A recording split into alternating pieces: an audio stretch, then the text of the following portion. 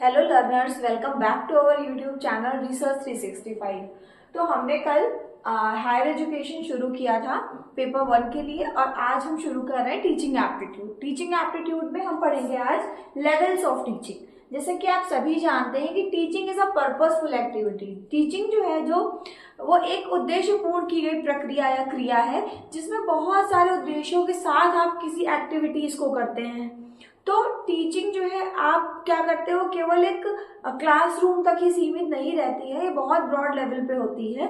तो उसी से इंटर रिलेट करते हुए एक टॉपिक है आपका लेवल्स ऑफ टीचिंग। इससे बहुत सारे क्वेश्चंस बनते हैं। तो आइए आज हम इस टॉपिक को पढ़ेंगे, यानी कि शिक्षण के स्तर। देखिए, तो इसको जो देने वाले थे वो थे मॉरिस एल बेगी। मॉरिस एल बेगी ने क्या किया कि जो अलग अलग टीचिंग के लेवल्स थे उनको उन्होंने कंपाइल करके कंपाइलेशन का काम किया है मॉरिस एल बेगी ने। तो अब हम पढ़ेंगे पहला लेवल जिसका नाम है मेमोरी लेवल, यानी कि स्मृति स्तर।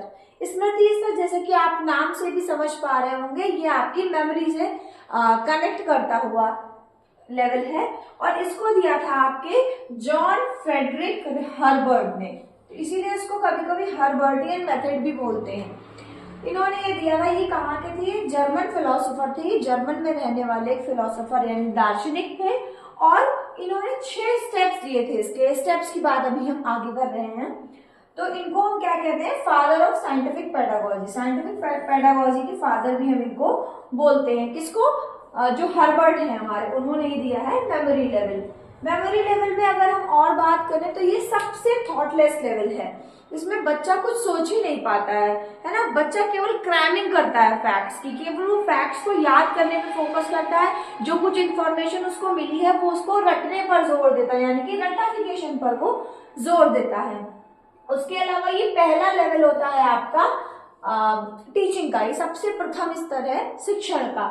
इसमें सारी की सारी आपकी मेंटल एबिलिटीज से ये घिरा रहता है और इसमें मेमोरी पावर या मेमोरी का ज्यादा रोल होता है। उसके अलावा इसमें जैसे मैंने आपको बताया, इसमें जो बच्चा होता है वो फैक्ट्स को याद करना, उनको इंफॉर्मेशंस को लर्न करना, क्वेश्चन आंसर्स को लर्न करना, यानी कि क्रैमिंग पर ज्यादा फोकस करता है। ये सबसे लोएस्ट लेवल है टीचिंग का, सबसे निचले स्तर का लेवल है ये शिक्षण का। इसमें बच्चा जो है ना सोचता बहुत कम है, उसकी थिंकिंग स्किल्स थोड़ी कम होती है, थिंकिंग स्किल्स एबिलिटी जो है वो कम होती है। एज वेल एज क्या होता है कि क्योंकि इसमें बच्चा सिर्फ रटने पे फोकस करता है, इसीलिए इसमें कमी रहती है इनसाइटफुल लर्निंग की। मतलब कोई डीप लर्निंग वो नहीं करता, कोई ऐसी मीनिंगफुल लर्निंग वो नहीं करता है, इसीलिए इसमें इनसाइट की कमी रहती है। और चूंकि ये पूरा प्रोसेस टीचर के इर्द गिर्द घूमता है, इसलिए इसमें टीचर का रहता है मेन रोल, यानी टीचर जो है वो इसमें एक एक्टिव रोल प्ले करता है और स्टूडेंट जो है वो एक सेकेंडरी रोल प्ले करता है। तो इसके जो लेवल होता है, मतलब ये जो आपका मेमोरी लेवल है, इसके जो ऑब्जेक्टिव्स हैं यानी जो उद्देश्य आप फ्रेम करोगे वो नॉलेज लेवल के हिसाब से होंगे। आई होप आप सब लोगों ने ब्लूम्स टैक्सोनॉमी पढ़ी होगी। अगर आपने नहीं पढ़ी है तो प्लीज मुझे बताइएगा, मैं उसका एक क्लास अलग से ले लूंगी सो दैट आपको क्लियर हो जाए। तो ब्लूम्स टैक्सोनॉमी में नॉलेज लेवल की, ज्ञान स्तर की बात होती है, तो ज्ञान स्तर के लेवल के ऑब्जेक्टिव्स यहाँ पर हम फ्रेम करते हैं। इसमें जो मेमोरी लेवल में जो स्टडी मटेरियल हम बनाते हैं वो बहुत ही ऑर्गेनाइज्ड होता है और सीक्वेंशियल होता है। कौन बनाता है, ये टीचर की बात हो रही है कि यहाँ पर जो आपका स्टडी मटेरियल होता है वो बहुत ऑर्गेनाइज्ड और सीक्वेंशियल होता है। ऑल इन ऑल अगर हम देखें तो हम मेमोरी लेवल में बात करते हैं लर्निंग किसकी, मटेरियल की, यानी स्टडी मटेरियल को लर्न करना, उसको रिटेन करना, यानी ठहराव की बात करते हैं। और उसके अलावा उसके रिप्रोडक्शन की बात करते हैं, मतलब जो आपने याद किया, जो क्रैम किया, उसको आप कैसे एग्जाम में यूज कर रहे हैं, उसके रिप्रोडक्शन की बात करते हैं। इसीलिए हम कहते हैं कि ये हमारा प्राइमरी लेवल का टीचिंग है। तो अब हम एग्जाम्पल्स की बात करेंगे लेवल्स ऑफ टीचिंग में, जिसमें हम बात कर रहे थे मेमोरी लेवल की। मेमोरी लेवल में हम अब एग्जाम्पल्स की बात कर लेते हैं। तो हम एग्जाम्पल्स की बात कर लेते हैं मेमोरी लेवल के। इसमें आपका पहला एग्जाम्पल है स्टोरी टेलिंग। कहानी के माध्यम से आप जब बच्चे को कुछ समझाते हो, पढ़ाते हो, तो वो उसके मेमोरी लेवल की टीचिंग होती है। फिर प्ले वे मेथड है ना, खेल खेल में सिखाना। रोट मेमोराइजेशन, जिसमें मैंने बताया इसमें मेमोरी का बहुत बड़ा रोल है। तो सारी चीजें मेंटली होती है, तो यानी कि बच्चा रटेगा और फिर उनको मेमोराइज करने की कोशिश करेगा। किंडरगार्टन मेथड भी इसी में आएगा। और बेसिकली अगर हम कहें तो ये एक्टिविटी बेस्ड इसके सारे के सारे मेथड्स रहते हैं, यानी ये सारे इसके उदाहरण जो हैं वो आपके मेमोरी स्तर के हैं, यानी स्मृति स्तर के हैं। उसके बाद इन्होंने क्या कहा है कि इस स्टेज पे जो बच्चा होता है वो मेंटली इमेच्योर होता है। बच्चा ना उस तरीके से उतना मैच्योर नहीं होता जितना वो आगे आने वाले लेवल्स में होता है। तो यहाँ पर वो थोड़ा सा मेंटली इमेच्योर होता है। और यहाँ पे बच्चा जो फैक्ट्स, जो फॉर्मूलाज लर्न करता है वो उसके फ्यूचर लर्निंग में उसके काम आते हैं। उसके अलावा चूंकि मैंने आपको बताया था अभी कि ये टीचर इसमें प्रोमिनेंट रोल प्ले करता है, इसीलिए ये जो मेथड होता है ये अथॉरिटेटिव मेथड भी आप इसको कह सकते हैं, है ना। अथॉरिटी किसके पास होती है? टीचर के पास अथॉरिटी होती है। और इसीलिए यहाँ का जो वातावरण होता है वो कैसा होता है? ऑटोक्रेटिक, मतलब बच्चा स्ट्रिक्ट डिसिप्लिन में रहता है। तो हम मेमोरी लेवल की बात कर रहे थे और हमने आपको बताया था कि मेमोरी लेवल जो है वो हर्बर्ट ने दिया है, जॉन फ्रेडरिक हर्बर्ट, जो कि फादर ऑफ साइंटिफिक पेडागोजी भी जिनको कहा जाता है। तो अब इन्होंने, मैंने शुरू में बताया था ना कि 6 स्टेप्स दिए थे, 6 चरण इन्होंने दिए थे। तो अब हम उन 6 चरणों की बात करते हैं और ये बहुत ज्यादा पूछा जाता है एनटीए में और यूजीसी नेट के पेपर्स में। और उसके अलावा ये सीक्वेंसिंग में आता है। बहुत आगे पीछे ये क्वेश्चंस दिए होते हैं, इनमें बहुत कंफ्यूजन होता है और बच्चे गलत कर लेते हैं, तो इसे बहुत ध्यान से आप लोग समझिएगा। देखिए, तो जो पहला आपका स्टेप है वो है प्रिपरेशन, यानी तैयारी, है ना। टीचर खुद को तैयार करेगा, किसी टॉपिक को पढ़ाने के लिए टीचर खुद को तैयार करेगा। उसके अलावा जब वो क्लास में जाएगा तो वो बच्चे को तैयार करेगा कि बच्चा नॉलेज यानी ज्ञान लेने के लिए, उसको रिसीव करने के लिए बिल्कुल रेडी हो, प्रिपेयर हो। तो पहला स्टेप है प्रिपरेशन। दूसरा स्टेप है प्रेजेंटेशन। प्रेजेंटेशन से आप सभी लोग वाकिफ हैं, जैसे कि प्रस्तुतिकरण इसको हिंदी में कहते हैं। मतलब आप वो चीजों को एक सीक्वेंशियल और ऑर्गेनाइज्ड वे में प्रेजेंट करेगा, मतलब एक सुव्यवस्थित ढंग से वो सारी चीजों को सिस्टमैटिकली प्रेजेंट करेगा। उसके बाद आपका तीसरा चरण आता है जो है एसोसिएशन एंड कंपैरिजन। अब जैसे बच्चे ने बहुत सारी चीजें अलग अलग सीख रखी है, अब वो उन सारी चीजों को एक साथ मिलाकर सीखेगा और उनमें कंपैरिजन भी सीख जाएगा, तुलना करना भी सीख जाएगा। कई चीजों को एक साथ मिलाकर पढ़ना और उसके अलावा वो क्या करेगा, उनमें कंपैरिजन भी सीखने लगेगा। उसके बाद चौथा स्टेप है आपका जनरलाइजेशन, यानी कि सामान्यीकरण। अब जो चीजें उसने सीखी हैं उन चीजों को वो जनरलाइज करना सीख जाएगा। इसमें जैसे आपके फॉर्मूले होते हैं उनका जनरलाइजेशन सीख जाएगा, वो रूल्स जो है, जैसे सेंटेंस वो पढ़ेगा पार्ट्स में और फिर उन पार्ट सेंटेंसेस के रूल्स को सीख जाएगा, समझ जाएगा। तो ये 4th स्टेप में वो करेगा। फिर 5th स्टेप में वो क्या करेगा, वो सारी चीजें उसने सीखी है, जो जनरलाइजेशन उसने सीखा है, उन चीजों का वो उपयोग करना सीखेगा। कैसे अपने नॉलेज को वो उपयोग करेगा, है ना, प्रैक्टिकल लाइफ में। फिर आखिरी में रिकैप्चुलेशन, ये बहुत ही इंपॉर्टेंट स्टेप है। हर एक टीचर को रिकैप्चुलेटरी क्वेश्चंस भी पूछने चाहिए और अपने टॉपिक के एंड में पूरा उसको एक तरीके से कहते हैं पुनरावृत्ति प्रश्न, जो आप लोगों ने बीएड में भी बनाए होंगे, तो वो सारे के सारे उसको पूछने चाहिए। तो ये आपके 6 स्टेप्स थे, जो कौन कौन से थे? Preparation, presentation, association and comparison, generalisation, application and recapitulation. Memory level में हमने अभी 6 स्टेप्स पढ़े, हर्बर्ट ने जो दिए थे। तो इन्होंने एक हर्बर्टियन मॉडल दिया है जिसके ये एलिमेंट्स हैं, जिसमें पहला है, हर मॉडल का पहला जो एलिमेंट होता है वो फोकस यानी मुख्य बिंदु होता है। तो इनका मुख्य बिंदु, मेन पॉइंट क्या था इस मॉडल का, कि फैक्ट्स को क्रैम करना और फिर उन फैक्ट्स को रिटेन करना। मतलब जो कुछ भी आप रट रहे हो उसमें ठहराव होना चाहिए, आपका लर्निंग मटेरियल आपके माइंड में होना चाहिए।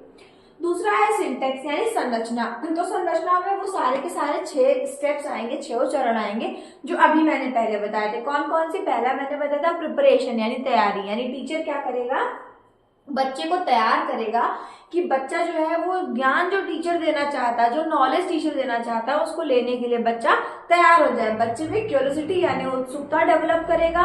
और उसके अलावा क्या करेगा, उसके अलावा टीचर जो है, आपने सुना होगा ना, कुछ टीचर्स आते हैं तो कुछ भी पढ़ाने से पहले कभी वो एक कहानी से उसकी शुरुआत करते हैं, या फिर कई बार टीचर कुछ पढ़ाना, टॉपिक पढ़ाने जा रहा होता है तो उसका बैकग्राउंड बताता है। वो इसलिए बताता है ताकि वो बच्चे को तैयार कर सके। बच्चे से कुछ क्वेश्चन पूछेगा तो ये आपका भी पहले स्टेप पे करेगा, यानी कि प्रिपरेशन वाले स्टेप में। फिर मैंने आपको दूसरा स्टेप बताया था जो आपका था प्रेजेंटेशन, यानी कि प्रस्तुतिकरण। मतलब यहाँ पर टीचर डेमोन्स्ट्रेट करेगा चार्ट्स के माध्यम से। होता है ना teaching learning materials, teaching ads का हम यूज करते हैं अलग अलग तरीके के। जैसे मान लीजिए लेवल्स ऑफ टीचिंग मुझे पढ़ाना, तो मैं एक बहुत अच्छा सा डायग्राम यहाँ पे बना देती। तो ये सारी चीजें प्रेजेंटेशन में आएंगी, है ना, बच्चे को अट्रैक्ट करने के लिए। फिर तीसरा स्टेप आपका इसमें है जिसकी हमने बात करी थी, एसोसिएशन एंड कंपैरिजन। मतलब संगठन करना चीजों का और उनकी तुलना करना। अब बच्चा यहाँ पर क्या करेगा, जो बच्चे के पास प्रीवियस नॉलेज है उसके साथ में नए ज्ञान को जोड़कर वो तुलना करके चीजों को सीखेगा। ये काम इसमें हेल्प करेगा आपका टीचर ये चीजें उसको सिखाएगा। फिर फोर्थ स्टेप है आपका जनरलाइजेशन, है ना। बच्चा क्या करेगा, चीजों का सामान्यीकरण करेगा। मतलब अब बच्चा क्या करेगा, रूल्स को, फैक्ट्स को, सारी चीजों को वो समझने लगेगा, उनको जनरलाइज करने लगेगा। यहाँ पर उसकी रिफ्लेक्टिव थिंकिंग बढ़ जाएगी, वो थोड़ा सा सोचने लगेगा इन चीजों के बारे में। और तो यहाँ पर थिंकिंग एबिलिटी थोड़ी कम होती है, लेकिन फिर भी वो यहाँ पर थोड़ी सी रिफ्लेक्टिव थिंकिंग करने लगेगा। फिर फिफ्थ स्टेप है आपका जिसमें बच्चा क्या करेगा, एप्लीकेशन करेगा। मतलब अब जो नॉलेज उसके पास है उस नॉलेज को वो क्या करेगा, अनफैमिलियर सिचुएशंस में अप्लाई करेगा। मान लीजिए उस बच्चे ने कभी कोई चीज सीखी है, तो कुछ ऐसी स्थिति आ गई उसके सामने जो जिसके लिए वो बिल्कुल अननोन है, तो वो ऐसी सिचुएशन में जब अपने नॉलेज को यूज करेगा, यानी कि वो यहाँ पर वो एप्लीकेशन करेगा।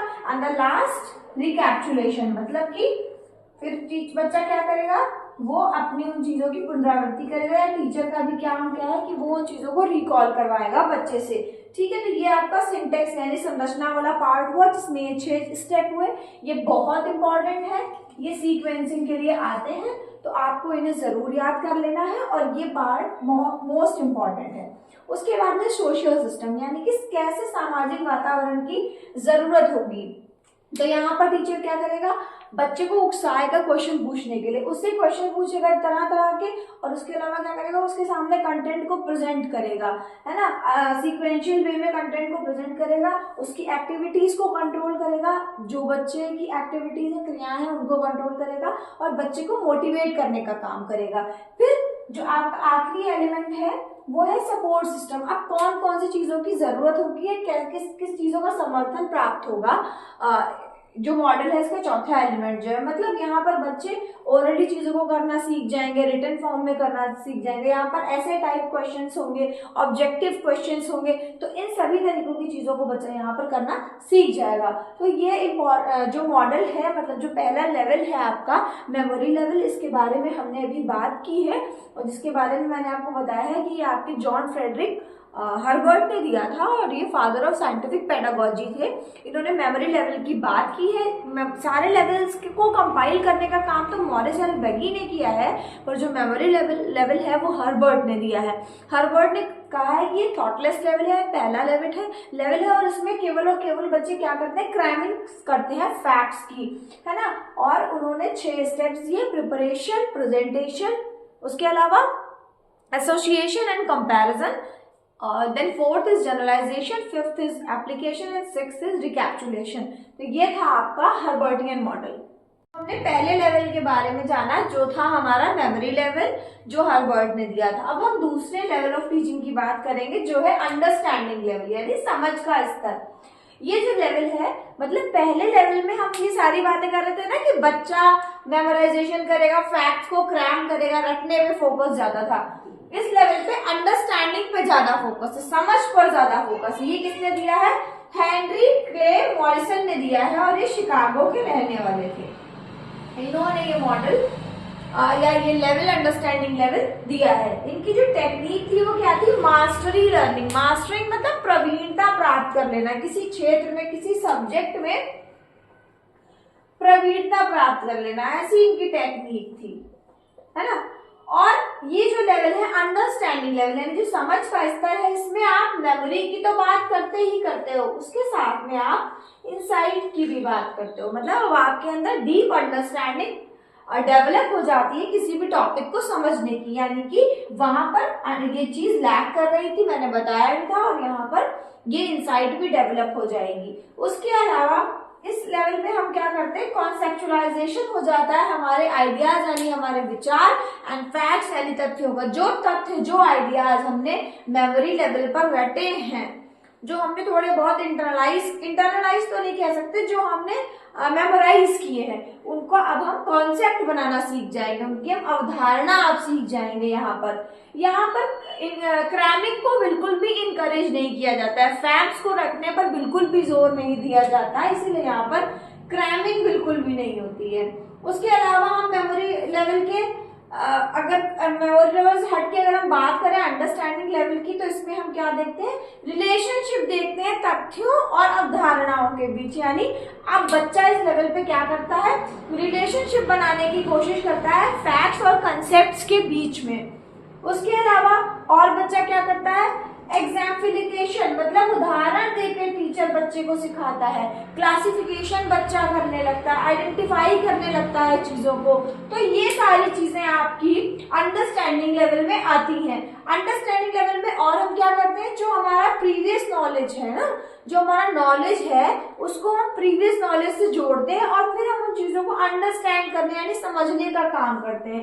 अगर हम इस लेवल की बात करें तो ये जो लेवल होता है, इसमें आप जो भी फैक्ट्स आपने रटे हैं पहले लेवल में, उनका अब आप क्या देखते हो, उनका टोटल यूज देखते हो इस अंडरस्टैंडिंग लेवल में। अब हम बात कर लेते हैं अंडरस्टैंडिंग लेवल के कुछ एग्जाम्पल्स की, जैसे इसमें आप लेक्चर मेथड को इंक्लूड कर सकते हैं ना, लेक्चर कम डिस्कशन आप कह सकते हो, ऐसा लेक्चर मेथड जिसमें आप टीचर जो है वो बच्चे के साथ इंटरेक्शन भी कर रहा है, उन दोनों के बीच अंतःक्रिया हो रही है, वो क्वेश्चन पूछ रहा है, बच्चे आंसर कर रहे हैं, ये सारी चीजें। फिर डिस्कशन यानी कि डिस्कस करके आपस में पढ़ाई कर रहे हैं। इंडक्टिव डिडक्टिव मतलब आगमनात्मक और निगमनात्मक, मतलब example to rule and rule to example, उदाहरण देके बच्चे को नियम समझाना और नियम बता के बच्चे को उदाहरण बताना, इससे भी आप इसका एग्जाम्पल समझ सकते हैं। उसके अलावा मैंने बताया था एग्जाम्पल्स देके, बहुत सारे एग्जाम्पल्स टीचर बच्चे को देगा और कुछ नॉन एग्जाम्पल्स भी देगा। जैसे मानो कि बच्चे को पढ़ाना है आपको डोमेस्टिक एनिमल्स, घरेलू जानवरों के बारे में और कुछ वाइल्ड एनिमल्स के बारे में, तो जब आप घरेलू जानवरों के बारे में बच्चे को पढ़ाओगे तो उनके एग्जाम्पल्स आप लोगे कुछ, और कुछ आप वाइल्ड एनिमल्स के भी एग्जाम्पल ले लोगे, ताकि आप बच्चे को बता पाओ कि सिर्फ ये वाले घरेलू जानवर क्यों हैं और ये वाले वाइल्ड एनिमल्स क्यों हैं। तो बच्चे को आप एग्जाम्पल्स और नॉन एग्जाम्पल्स के थ्रू भी सिखा सकते हैं, और ऑब्वियस है कि एक्सप्लेनेशन यानी चीजों की व्याख्या करके भी आप बच्चे को सिखा सकते हैं। फिर अगर हम बात करें तो ये जो आपका लेवल है अंडरस्टैंडिंग लेवल, इसमें टीचर जो है वो ज्यादा एक्टिव रहेगा, स्टूडेंट्स भी एक्टिव रहेंगे, कंप्लीटली पैसिव नहीं होंगे, क्योंकि मेमोरी लेवल में बच्चे पूरी तरीके से पैसिव यानी निष्क्रिय होते हैं, पूरी तरीके से उनकी डिपेंडेंसी टीचर के ऊपर रहती है। पर यहाँ पर आप कह सकते हो कि टीचर ज्यादा एक्टिव होगा इन कंपैरिजन टू स्टूडेंट्स, पर स्टूडेंट्स भी एक्टिव होंगे। अब हम बात कर लेते हैं अंडरस्टैंडिंग लेवल में ही जो इनका मतलब मॉडल है ना ये, तो इसके कौन से एलिमेंट्स, जैसे हमने मेमोरी लेवल में भी डिस्कस करे थे। तो पहला है इसका फोकस, यानी मुख्य बिंदु इसका क्या है, इसका फोकस क्या है, मास्टरी ऑफ द सब्जेक्ट की, बच्चे को लर्नर को अपने सब्जेक्ट में प्रवीणता हासिल हो जाए। और दूसरा जो इसकी संरचना है, ये बहुत इंपॉर्टेंट है, अगेन ये स्टेप्स में आती है अरेंज करने के लिए, तो आपको इसे जरूर याद करना होगा। पहला है एक्सप्लोरेशन, मतलब खोज करना यानी अन्वेषण करना। टीचर क्या करेगा, बच्चे से ऐसे क्वेश्चन पूछेगा, ऐसी चीजें डिस्कस करेगा जिससे टीचर को बच्चे के प्रीवियस नॉलेज के बारे में पता चल जाए कि भाई बच्चे को प्रीवियस नॉलेज कैसा है। फिर वो क्या करेगा, अपने कंटेंट को प्रेजेंट करेगा, है ना, कंटेंट को प्रेजेंट करने का काम करेगा। और कैसे, टुकड़ों में कंटेंट देगा ना, एकदम से बड़े अमाउंट में कंटेंट नहीं देगा, टुकड़ों में कंटेंट देगा।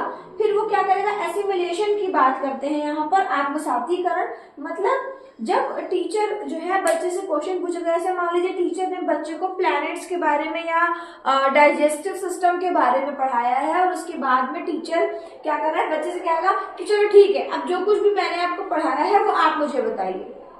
या अभी मैं ही आपसे कहूँ कि मैंने अभी मेमोरी लेवल के बारे में आपको पढ़ाया है, अब आप मुझे मेमोरी लेवल के बारे में बताइए। तो आप जब वो चीजें बताओगे ना तो वो चीजें आपके अंदर इंटरनलाइज होती जाएंगी, बताते बताते आप उन चीजों को आत्मसात कर लोगे अपने अंदर। प्याजे की भाषा में कहें तो आप अपनी प्रीवियस नॉलेज का यूज करोगे अगर मैं कुछ पूछ रही हूँ तो अपनी समस्या का समाधान करने के लिए।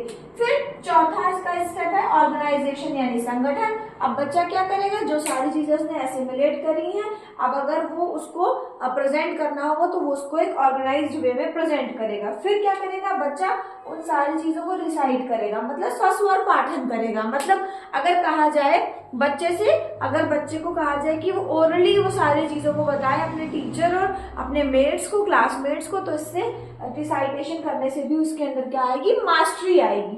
तो ये इन्होंने सिंटेक्स की बात करी, जिसमें सबसे पहले इन्होंने बात करी है एक्सप्लोरेशन की, दूसरा इन्होंने बात करी है प्रेजेंटेशन की, फिर इन्होंने एसिमुलेशन की बात की, फिर ऑर्गेनाइजेशन और फिर रिसाइटेशन। यानी कि exploration, presentation, assimilation, organisation and recitation. उसके बाद इन्होंने सोशल सिस्टम में क्या कहा है कि यहाँ पर टीचर क्या करेगा, बच्चे के व्यवहार को कंट्रोल करने का काम करेगा, बच्चे को मोटिवेट करने का काम करेगा, और यहाँ पर एक्सट्रिंसिक और इंट्रिंसिक दोनों तरीके के मोटिवेशन यानी अभिप्रेरणा यहाँ पर काम करेगी।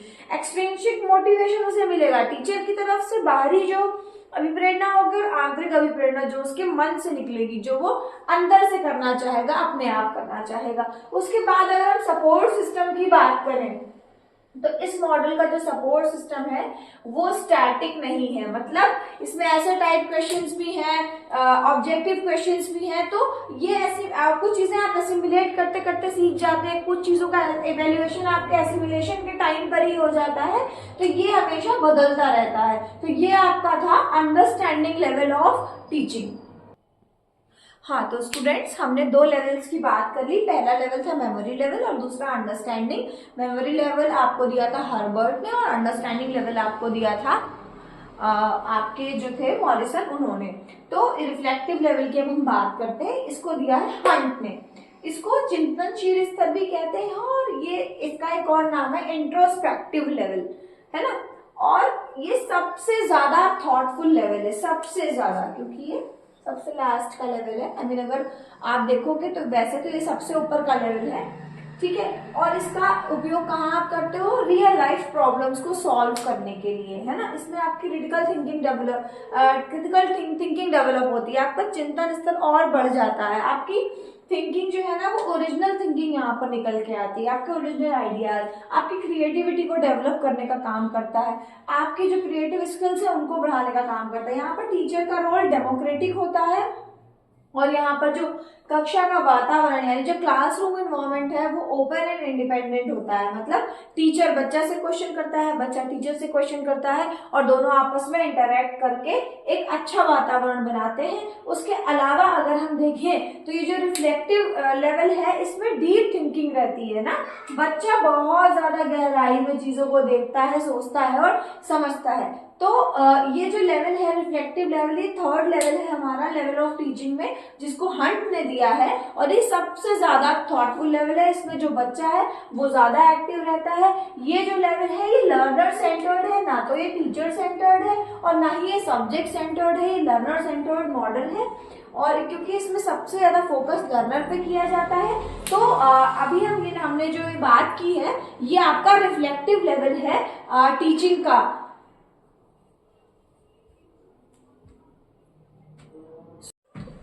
अब हम इसके एलिमेंट्स की बात कर लेते हैं रिफ्लेक्टिव लेवल के जो मॉडल है। तो पहला इसका जो फोकस यानी इसका जो मेन पॉइंट है वो क्या है, प्रॉब्लम सॉल्विंग कैपेसिटीज को डेवलप करना ताकि वो रियल लाइफ सिचुएशन से डील कर पाए बच्चा।